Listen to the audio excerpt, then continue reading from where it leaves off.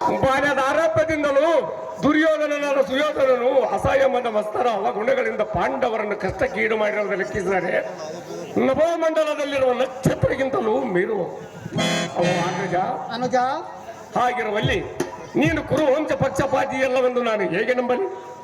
ಇದಕ್ಕಿಂತಲೂ ಪ್ರತ್ಯಕ್ಷ ಸಾಕ್ಷಿಯೇನು ಅಣ್ಣ ಅದರನ್ನೇ ಹೇಳಿರುವ ಕೌರವರ ವಿಷಯವನ್ನೇ. ಅಹೋ ತಮ್ಮ ಕೃಷ್ಣ, ಅವು ಅಣ್ಣ ರೇವತಿ ರಮಣ ಮಾತುಗಳಿಂದ ನಮ್ಗೆಲ್ಲದ ನನ್ನಿಂದಾಗದ ಅನುಜಾಸಿಕ ಮಣಿ ಬಂಗಾರದ ಕಣಿ.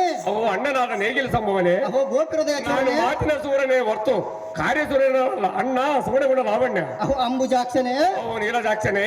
ನಿನ್ನ ವಾಕ್ಚಮತ್ಕೃತಿ ನನ್ನ ಭುಜಬಲದ ಶಕ್ತಿ ಹೆರಡ ಬೆರೆಸಿ ಲೋಕ ಹಿತಕ್ಕಾಗಿ ದುಷ್ಟ ಜನರ ಶಿಕ್ಷಣ ಶ್ರೇಷ್ಠ ಜನರ ರಕ್ಷಣೆ ಮಾಡುವುದಕ್ಕೋಸ್ಕರ ಉಪಯೋಗಿಸಿ ತಮ್ಮ ನಿನಗೆ ಗೊತ್ತಿದ್ರ ಮರ್ಮ.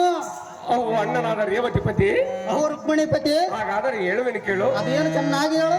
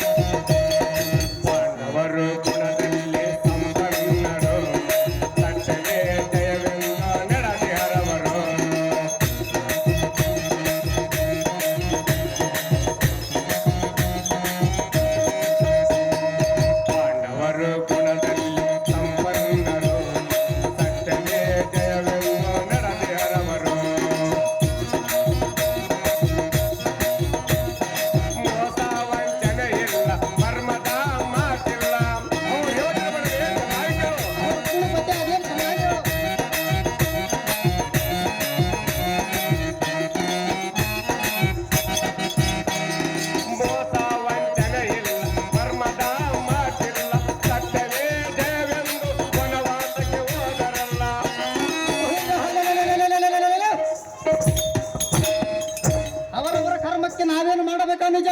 ಅಣ್ಣನಾದ ನೇಗಿಲ ಸಂಭವನೆ. ಅಹೋ ಗೋಪಿಹೃದಯ ಚೋರನೆ, ಅವರನ್ನು ವನವಾಸಕ್ಕೆ ಕಳಿಸಿದವರು ಯಾರು? ಆ ದುರ್ಯೋಧನ ಅನುಜ. ಆ ವಿಷಯವನ್ನು ನನಗೆ ಗೊತ್ತಿರುವುದಲ್ಲವೇ? ಸಹಜವಾಗಿ. ಹಾಗಾದರೆ ಚೆನ್ನಾಗಿ ಕೇಳು. ಅದೇನು ಚೆನ್ನಾಗಿ ಹೇಳು. ಸತ್ಯವೇ ಜಯವೇ